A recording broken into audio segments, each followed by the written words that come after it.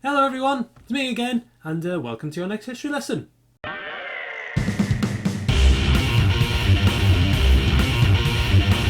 Oh, history.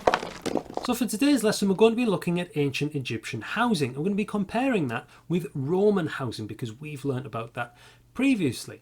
So first of all we need to look at where the housing actually was. So when we take a look at this model, this beautiful 3D model, we can see that we've got this settlement. Now the settlement is the bigger kind of place where the houses actually were. But it's really important to note that not every settlement would have looked like this. This is just one type of settlement. So we can see that it's got some sort of stone walls or brick walls of some sort. It's got a gate and it's fairly near the river. It's not right next to the River Nile. We'll come to that in a minute, but it is fairly near it. Now, not every settlement would have had walls or a huge gate. Some of them might have been bigger, some of them might have been smaller, some of them might have been closer to the Nile, some of them might have been further away. But when we look over this side, we can see that you've got tons and tons of desert, which is not great for building houses on because sand moves. Okay, it's not very solid. Let's have a look at the structure of the settlement though. So that means what was included in it. So we can see here we've got a fountain in there which would provide them with water. We've got these walls. We've got a dwelling, which is another name for a house. And we can see we've got different types of houses. We've got these kinds of houses over here. We've got these kinds of houses, we've got this group of housing, and we've also got these types of houses which are a little bit bigger. So straight away we should be looking at that and going, well, what does that mean about this settlement? We've got smaller houses and we've got bigger houses. So what kinds of people will be living here? We've also got these shades here which provide obviously shade from the heat. We've also got a pile of bricks down here for building with, and it's important to note that the Egyptians had access to mud bricks, and what they would do is they would collect the mud, they'd leave it out in the sun to dry and harden, and they would make their bricks from that instead, rather than kind of from stone that we would use.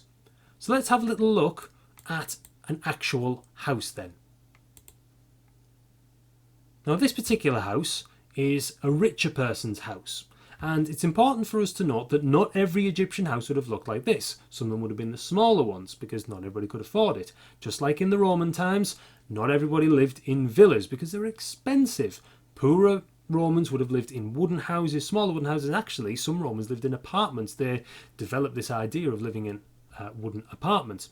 So when we look at this ancient Egyptian house, we have to remember that it's a wealthy house. It's not just everybody's house. Not everybody lived like this.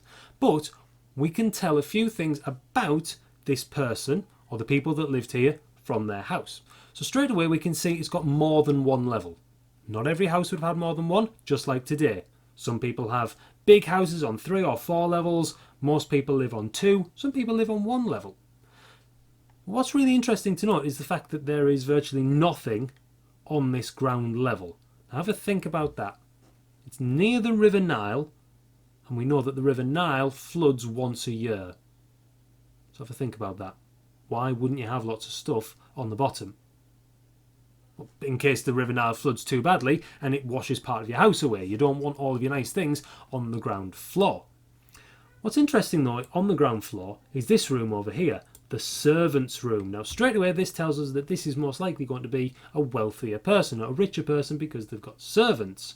Not everybody today has servants. Very few people today have servants because they're expensive. Back then, you might have had slaves, or you might have paid them really, really poorly, or you might have just kind of housed them to give them a better life. The servants' room, though, not very well furnished at all. Not very nice. You've got something to sleep on the floor, got a pot of some sort, and that's about it. So they obviously didn't think much of the servants, whereas when we look at the bedroom up here, we can see that it's got beautiful furnishings in it. We've got comfortable chairs, got a lovely looking bed. We've even got animals and pets in there, and we've got some sort of bowl over here.